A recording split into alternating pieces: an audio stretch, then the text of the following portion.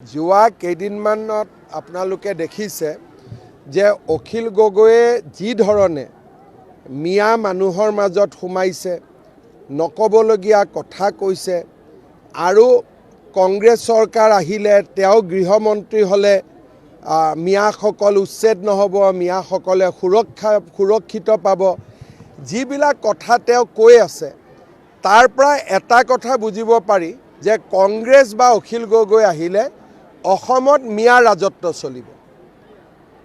অসমীয়া মানুহৰ কোনো কামেই নাথাকিব যি ধৰণে কথাখিনি তেওঁ কৈ আছে।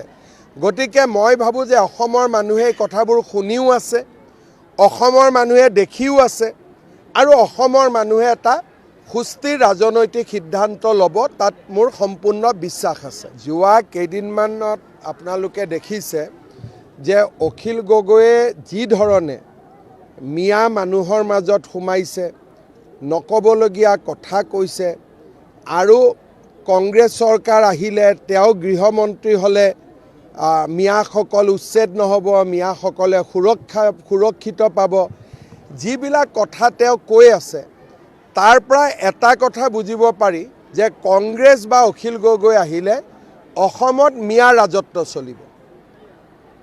অসমীয়া মানুহৰ কোনো কামেই নাথাকিব যি ধৰণে কথাখিনি তেওঁ কৈ আছে।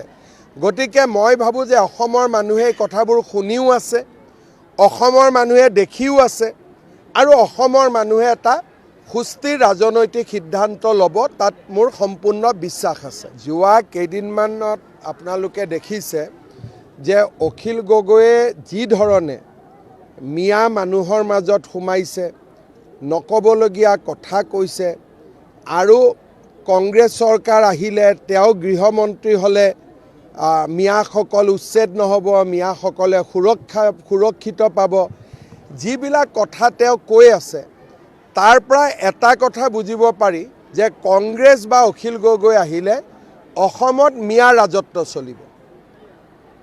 অসমীয়া মানুহৰ কোনো কামেই নাথাকিব যি ধৰণে কথাখিনি তেওঁ কৈ আছে।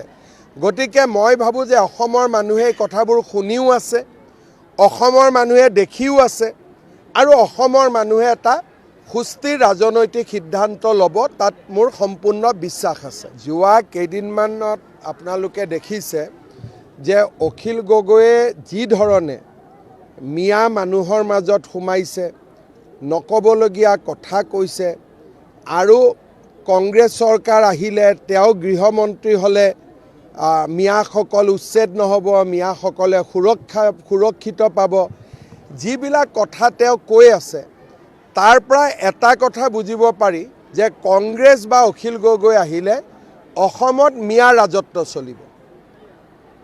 অসমীয়া মানুহৰ কোনো কামেই নাথাকিব যি ধৰণে কথাখিনি তেওঁ কৈ আছে। গতিকে মই ভাবোঁ যে অসমৰ মানুহে এই কথাবোৰ শুনিও আছে, অসমৰ মানুহে দেখিও আছে আৰু অসমৰ মানুহে এটা সুস্থিৰ ৰাজনৈতিক সিদ্ধান্ত ল'ব, তাত মোৰ সম্পূৰ্ণ বিশ্বাস আছে।